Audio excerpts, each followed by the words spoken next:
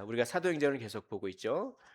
사도행전 1장 8절에 보면은 어, 이렇게 말씀하시죠. 예루살렘과 온 유대와 사마리아와 땅 끝까지 이르러 내 증인이 되리라. 이게 사도행전의 주제죠. 사도행전은 복음이 예루살렘에서 온 유대를 거쳐 사마리아와 땅 끝까지 퍼져가는 그것을 기록한 책이 사도행전입니다. 이 말씀은 단순히 지리적인 이동을 말하는 것이 아니라 복음이 경계를 넘어가는 것이죠. 경계를 넘어간다라고 하는 것이죠. 예루살렘에서 시작돼서 온 유대와 사마리아와 그리고 이제 땅 끝으로 가는데, 그런데 이 길에는 보이지 않는 벽이 있었어요. 경계가 있다는 말이죠. 유대인과 사마리아인 사이에는 벽이 있습니다. 유대인과 이방인 사이에는 더 높은 벽이 있습니다. 그런데 하나님께서는 복음으로 그 벽, 경계를 무너뜨리셨죠.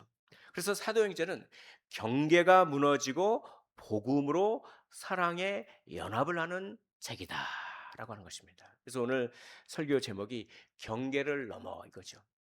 경계. 우리가 살아가면서 가장 고통스러운 일이 뭘까요?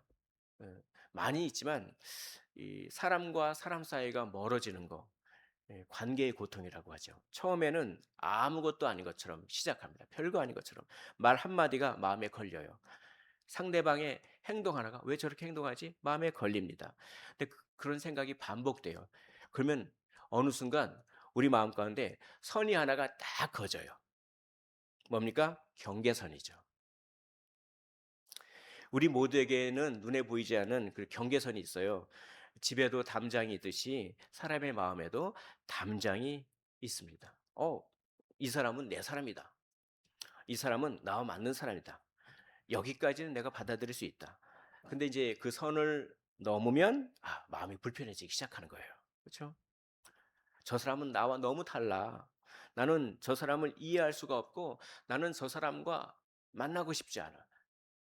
나는 저 사람과 가까워지고 싶지 않아. 그러면은 그런 경계선이 생기기 시작하면 그때부터 그 사람의 장점은 안 보이고 단점만 보여요.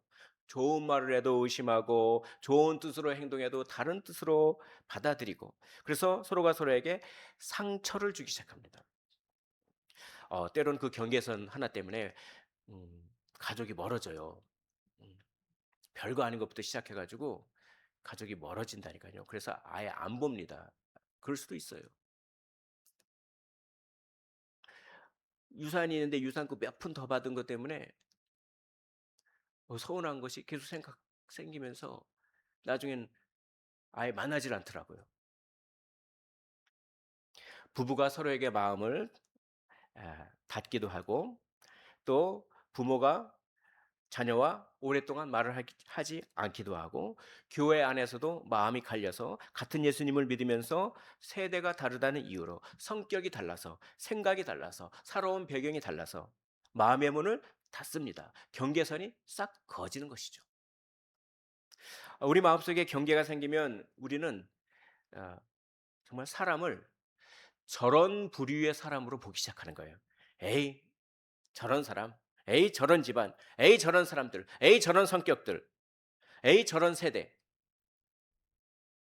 그 순간 사랑이 어려워집니다. 왜냐하면 사랑은 사람을 인격으로 볼 때 비로소 시작되기 때문에 그렇습니다. 낙인이 딱 찍혀지는 거죠. 경계선에 의해서. 이처럼 경계선 때문에 우리는 사랑하지 못하고 하나 되지 못하는데, 반대로 그러면 경계선이 무너지면 어떻게 될까요? 사랑하게 되는 거예요. 사랑하게. 사랑하는 성도 여러분, 우리 마음속에 있는 경계선이 무너지시기를, 그래서 더 많이 사랑하고 더 많이 연합되시기를 주의 이름으로 축복합니다. 그런데 여러분, 우리가 다른 사람과 갈등하는 이유는 언제나 그 사람이 나쁜 사람이기 때문만은 아닙니다. 사실 내가 그 사람을 바라보는 방식이 달라지지 않는 한, 어, 그 사람과 거리를 좁힐 수가 없어요. 그 사람을 나와 다른 사람으로만 보면 거리가 생기고, 그 사람을 나를 힘들게 하는 사람으로만 보면 미움이 생기고, 그 사람을 내 기준에 맞지 않는 사람으로만 보면 판단하게 됩니다. 그래서 경계선을 무너뜨리기 위해서는 먼저 내 안의 생각, 그 사람을 바라보는 눈, 그걸 바꿔야 돼요. 세상을 바라보는 눈, 그걸 바꿔야 돼요. 그 눈이 뭘까요? 지난주에 말씀드렸죠. 다 까먹으셨겠지만 세계관이라고 합니다. 세계관. 내 세계관이 바뀌면 경계선이 무너지면서 사랑하게 돼요. 그러니까 이 눈이 바뀌면 이전과는 다르게 반응합니다. 저 사람은 나를 무시해라고 생각하면 화가 납니다. 그런데 저 사람이 저렇게 행동하는 걸 보니까 뭔가 힘든 일이 있겠지라고 생각하면 다르게 반응하는 거예요. 세계관이 달라지면 마음도 달라지고 그렇죠? 그래서 경계가 무너지기 위해서 세계관이 바뀌어야 되는 거예요. 그래서 이 사도행전은 온통 세계관이 바뀌는 그런 얘기예요. 성경은 세계관을 너무나 중요하게 생각하고 있습니다. 그래서 사울의 세계관이 바뀌어졌죠. 사울은 어떤 세계관이 있었습니까? 예수는 하나님의 저주를 받은 자다. 근데 세계관이 바뀌었어요. 큰 빛을 보고 누구십니까 주여? 나는 네가 박해하는 예수다. 완전 세계관이 바뀌었어요. 예수는 하나님의 저주를 받은 사람이 아니라 하나님의 아들이고 그리스도구나 라고 예수님을 바라보는 관점, 세계관이 바뀌었어요. 베드로도 세계관이 바뀌었어요. 베드로는 어떤 세계관이 있었습니까? 사람을 바라보는 관점이 있었어요. 이방인은 구원 못 받아. 유대인만 구원받아. 유대인에게만 복음이 필요해. 하나님의 자녀는 유대인만 될 수 있어. 이걸 바꾼 거예요. 환상을 통해서. 지난주에 말씀이죠. 이 보자기에 막 한 보따리 막 음식이 나오는데 그 음식을 먹으려고 보니까 율법에서 먹지 말라는 막 그런 속된 음식이 있는 거예요.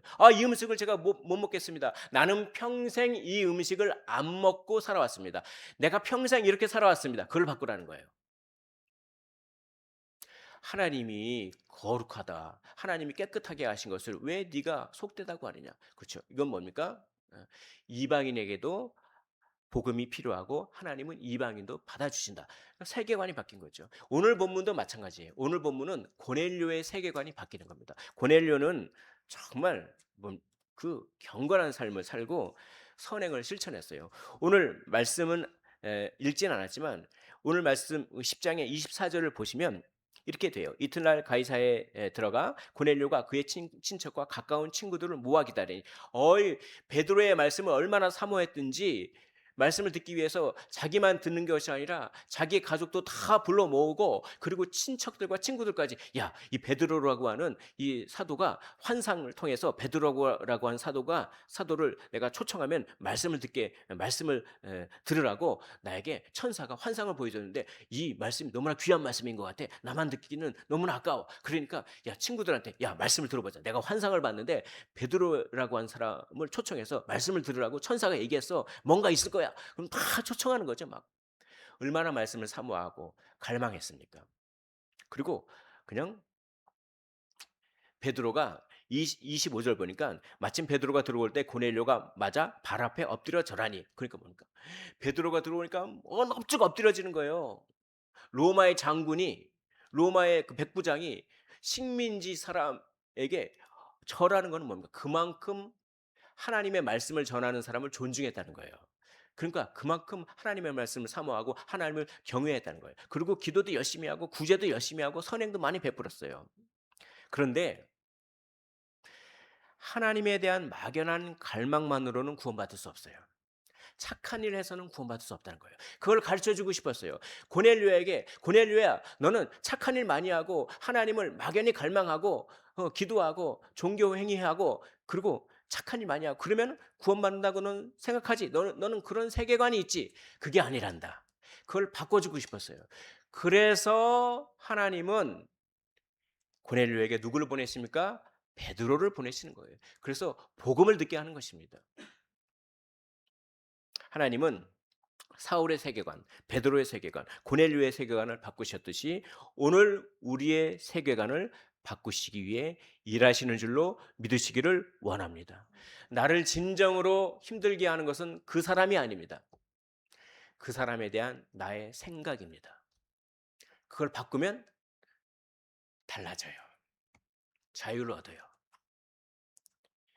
서운한 마음을 많이 없앨 수 있어요. 우리 세계관이 바뀌어져야 돼요. 경계가 무너져야 돼요. 거기에서 자유를 얻게 되는 것입니다. 그러면 이 세계관이 변하기 위해서는 어떻게 해야 될까요? 복음을 경험해야 되는 것이죠. 우리 힘으로는 세계관이 바뀌지 않아요. 내가 평생 동안 그렇게 생각해 왔는데 그 생각 바뀌나요? 안 바뀌어요. 그래서 사람 잘 안 변한다고 하잖아요. 그러나 복음을 경험하면 사람이 달라져요. 개인마다 차이는 있겠죠. 그러나 이 사람이 과거에 내가 알던 사람이 맞아라고 싶을 정도로 바뀌는 사람도 있어요. 복음이죠. 그래서 고넬료가 베드로를 만나서 복음을 듣도록 하나님은 열심히 그토록 일하셨던 것입니다. 하나님은 복음을 통해 세계관을 바꾸십니다. 오늘 본문은 그걸 강조하고 있어요. 그러면 이 세계관을 바꾸는 복음은 과연 어떤 내용을 담고 있길래 이 복음을 경험하면 생각이 바뀌어지고 경계가 무너집니까?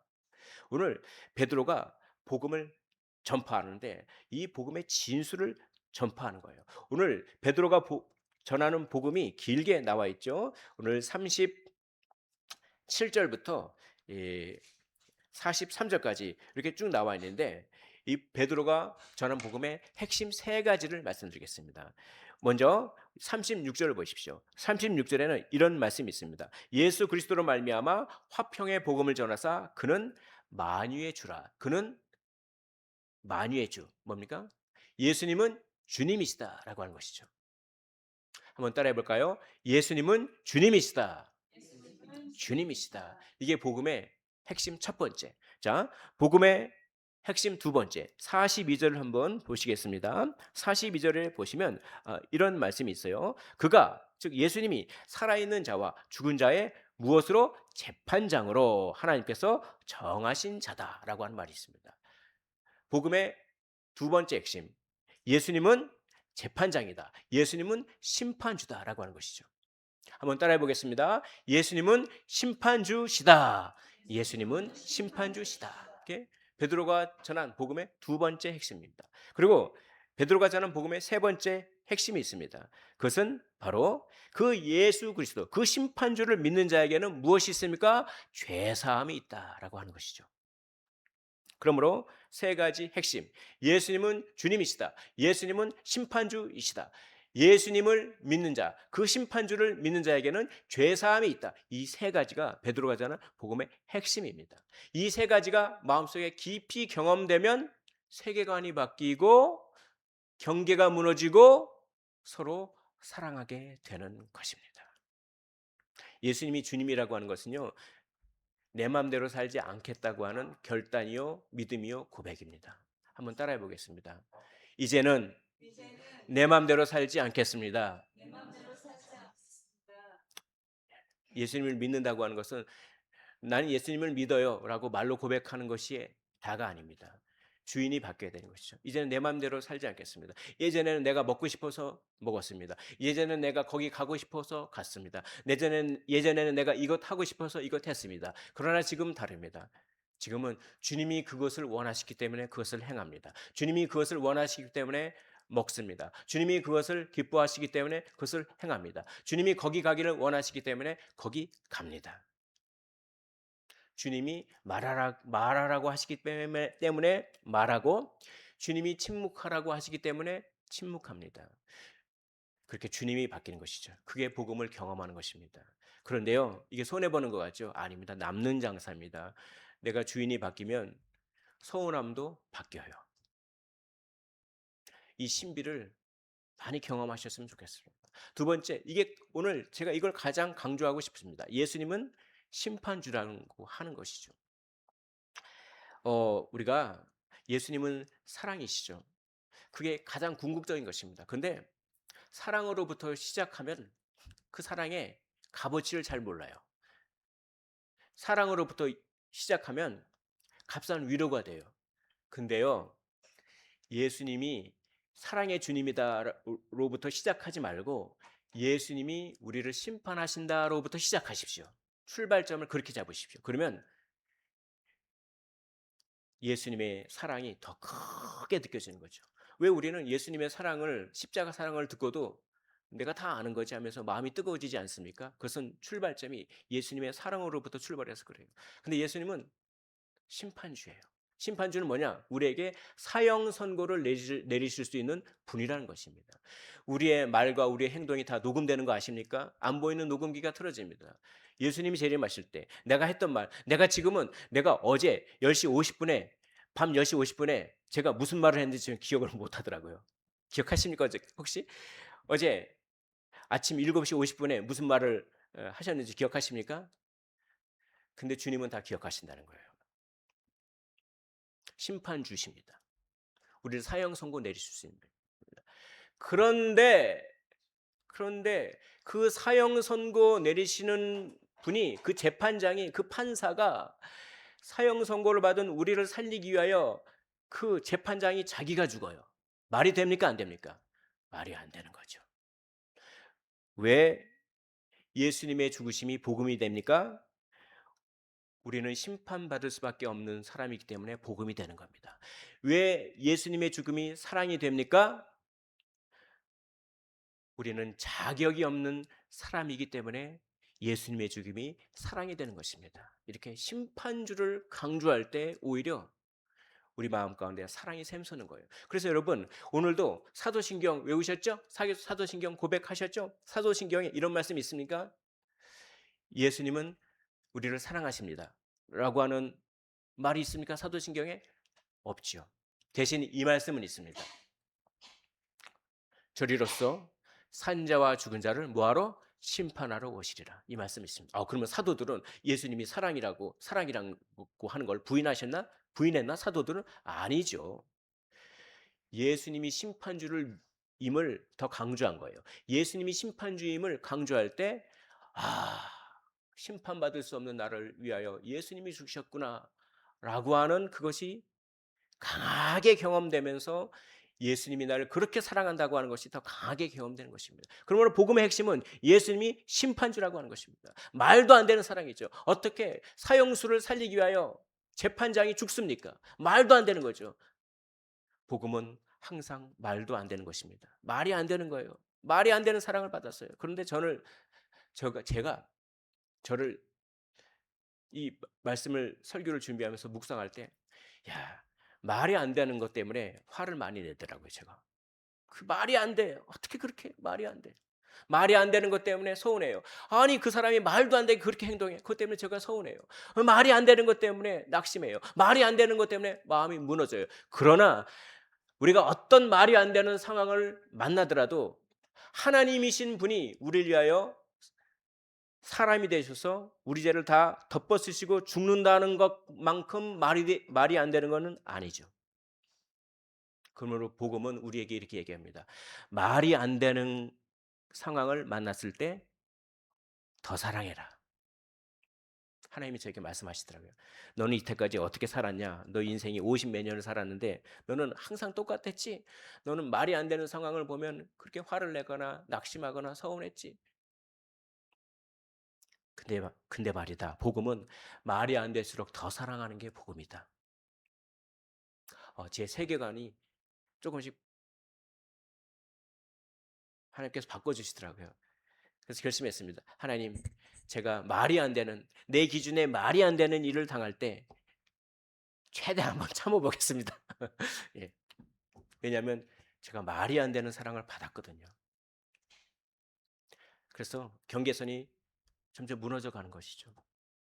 남편이 말이 안 되는 일을 하고 말이 안 되는 말을 하고 또 자녀가 또 부모가 배우자가 형제 자매가 친구가 말이 안 되는 행동을 하고 말이 안 되는 말을 하고 그럴 때 우리는 말이 안 되는 사랑을 받았기 때문에 어떻게 합니까?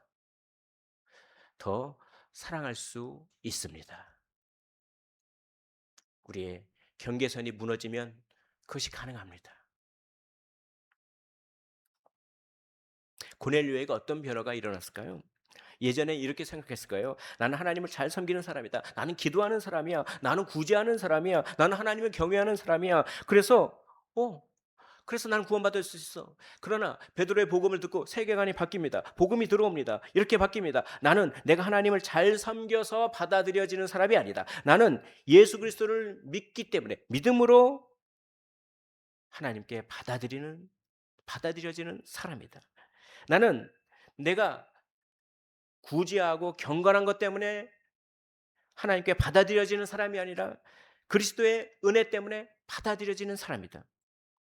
이것이 복음이 만드는 세계관이죠. 그리고 이 변화가 일어나면 사람을 바라보는 눈도 바뀝니다. 왜냐하면 내가 은혜로 받아들여졌다고 하는 것을 아는 사람은 다른 사람을 함부로 밀어내지 않습니다. 내가 자격이 없는데 받아들여졌다는 것을 아는 사람은 다른 사람의 자격을 따지지 않습니다.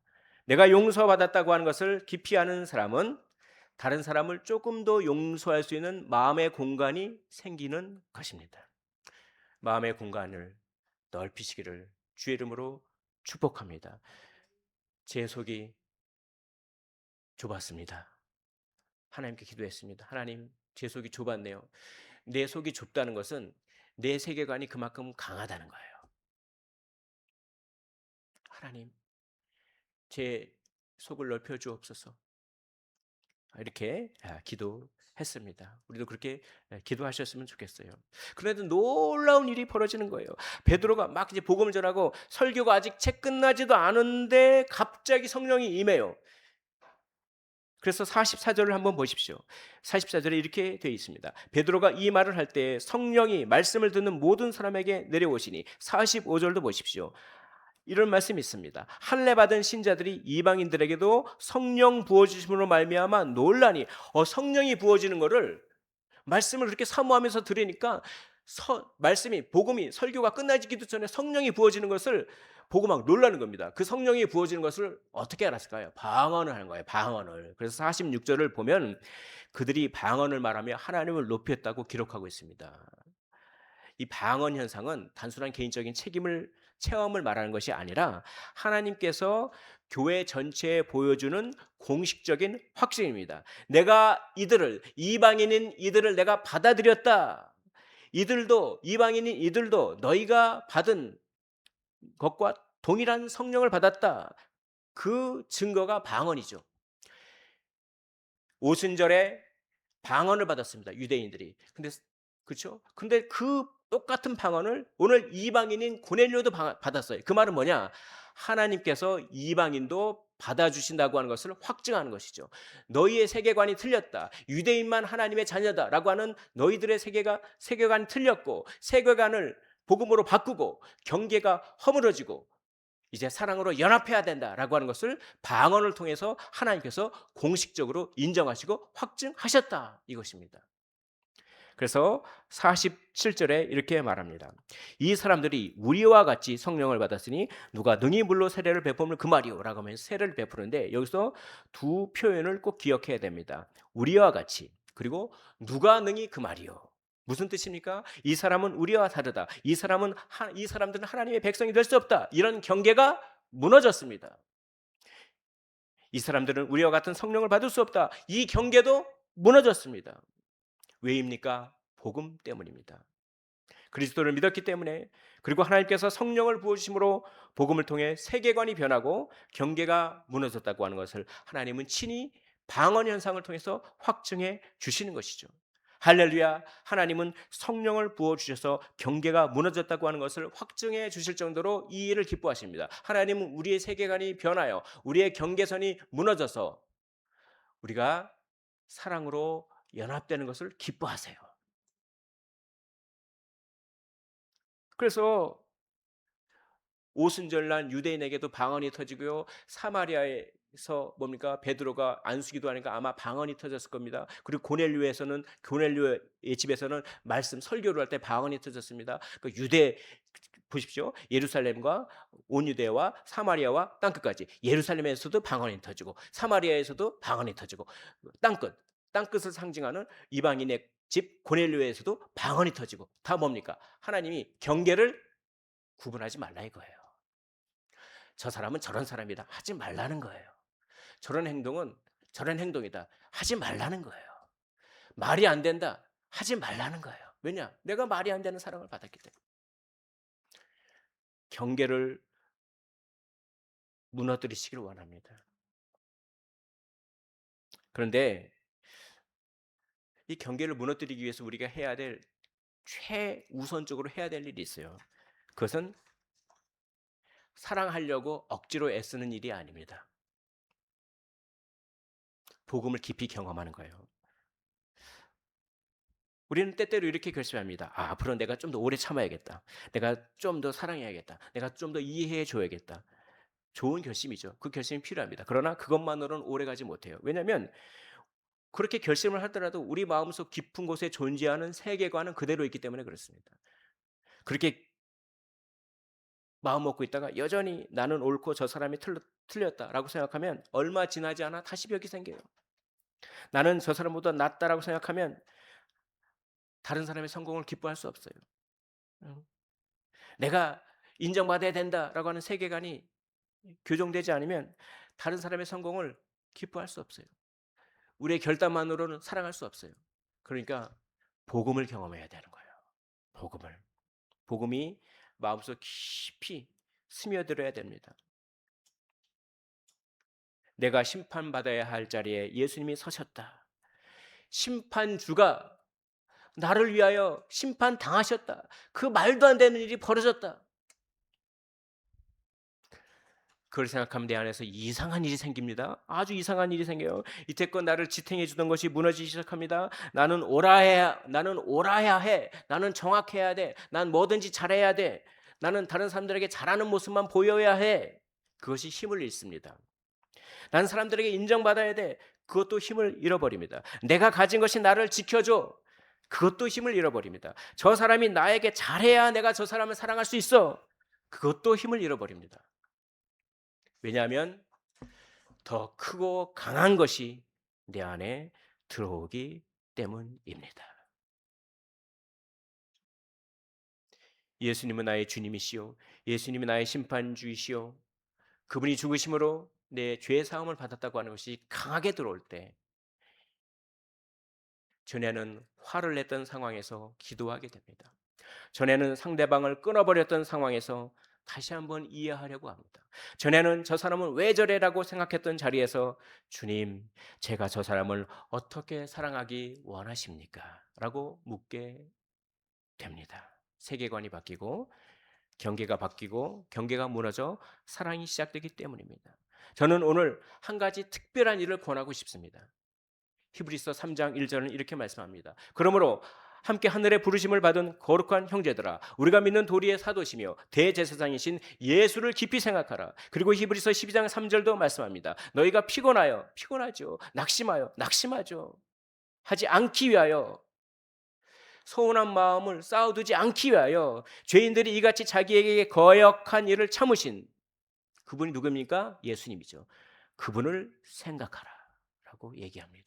서운함이 쌓이지 않기 위해서 낙심과 피곤함이 쌓이지 않기 위해서 우리는 예수님을 생각하는 것입니다.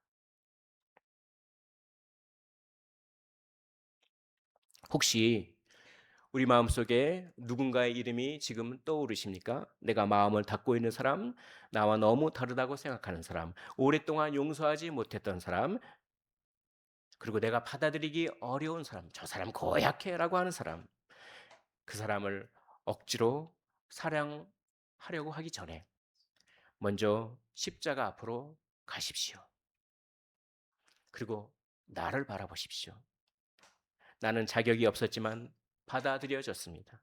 나는 죄인이었지만 용서받았습니다. 나는 심판받아야 했지만 그리스도께서 나 대신 심판을 받으셨습니다. 그 복음을 깊이 경험하십시오. 그러면 우리 마음속에 한 가지 질문이 생길 것입니다. 그렇다면 내가 어떻게 저 사람을 계속 미워할 수 있겠는가? 그렇다면 내가 어떻게 저 사람을 계속 내 마음 밖으로 밀어낼 수 있겠는가?